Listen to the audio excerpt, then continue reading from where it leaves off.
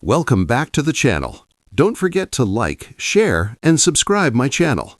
Today we explore how to use frame mask for catalog and lookbook design. Start by opening a new Photoshop document with your desired layout size. Use the Frame tool to create placeholders for product images, lifestyle shots, or featured graphics. Drag images into the frames and adjust scale to maintain focus on key elements. Add text layers for product details, pricing, or descriptions, keeping typography clean and consistent. Optional tip: use repeated frame sizes for a cohesive look across pages. Group frames logically for easier navigation and updates. Practicing this workflow helps you quickly assemble professional